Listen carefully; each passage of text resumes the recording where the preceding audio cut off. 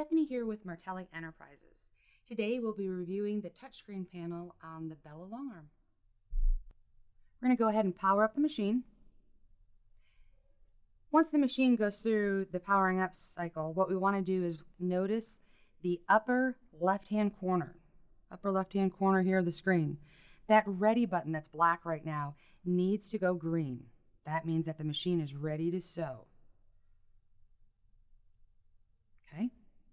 Now, once that green light is on, if the machine's been powered down for any amount of time, one of the things that's really crucial in starting the machine is tapping the center button, the home button. Okay. We tap that home button and it makes sure that everything's aligned and ready to go. Everything's communicating well. Okay. Let's move on to the needle up and down. It's a throttle button. This is a preference. You decide. When you end quilting or stop moving the machine, do you want the needle to end in the up position or the down position? Lastly, in this row here, we've got the threading button. When we tap that, if you notice as I tap it, it goes to red. That allows a couple of different things. Mainly, it locks the machine so that we can thread the machine. More importantly, if you step away from your machine and don't turn it off or want to turn it off, you can lock that. So if we have an animal, a cat that jumps up on our quilt, or an overzealous quilting friend, they're not going to be able to come and stitch on your machine. Sew speed. Sew speed we're only going to adjust when we're running in manual mode. So to adjust our sewing speed, we simply tap on, type in the number that we want, and then select Enter. Our Stitches Sewn button is a tracking mechanism that we can use to track how many stitches we've sewn.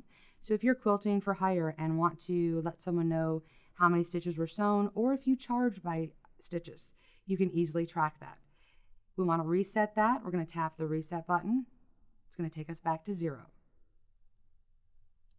The measure button will let us know the position of the needle in inches on the quilt. Go ahead and tap previous there. Settings. This screen you do not have access to. This is simply for our techs should any adjustments need to be made. This screen is actually locked. So if you accidentally get into it and tap any of the buttons, you won't be able to make any adjustments. So don't worry about that, but try to stay out of that screen. We're going to tap back to main. Coming around the screen, we're going to go around from settings to jog slow. Jog slow, if we tap this, in the screen we can't see it, but it actually gives our needle a full rotation. So the needle's going to go in the up and down position. Jog currently does nothing. Next we have in the green box. Right now, when you turn the machine on, it's always going to default to the manual setting. So to switch from manual to stitch regulation, we just tap that. Okay, so you see I've gone from manual to stitch regulation. What I want you to notice when I'm in the manual screen is that in the manual screen, we have the sew speed. That's the only adjustment we're going to make when we're running in manual mode.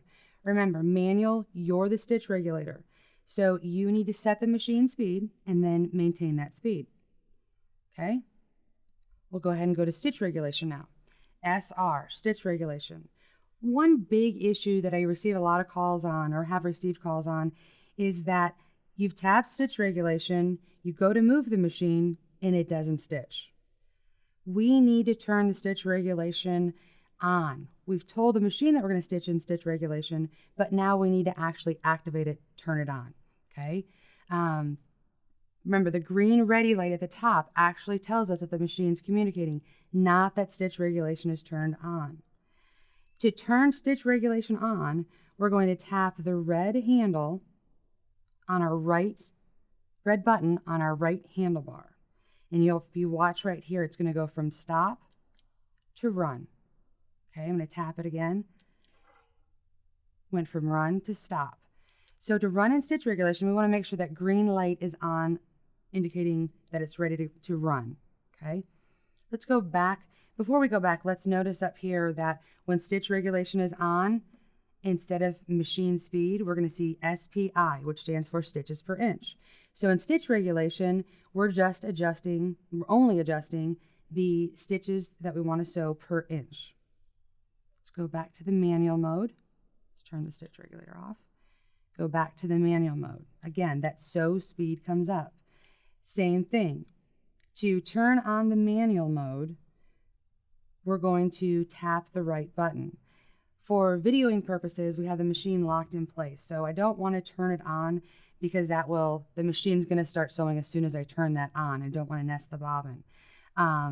But same thing, to activate the stitching, we're going to tap the right red button on our handlebar. From the manual and stitch regulation buttons, let's look at the L and the R button. We talked about tapping the red button on the right handle to activate the sewing. The L and the R button actually stand for left and right. So they're going to do the same thing as the red buttons on our handlebars. So I'm going to go back to stitch regulation. If I tap the R button, notice it goes from stop to run.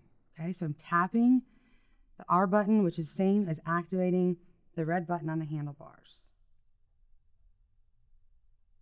The L button, or the left button on the handlebars. Jog slow, remember, is going to give us a full rotation on our needle. The left button, if we tap that, is going to give us a half rotation.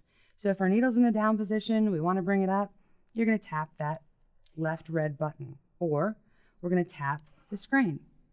I don't know if you can hear, but I'll tap it and then be quiet. That actually does a half rotation with our needle. So great for bringing up our needle, threading our bobbin. That covers everything on our touchscreen. Thanks for watching and happy quilting.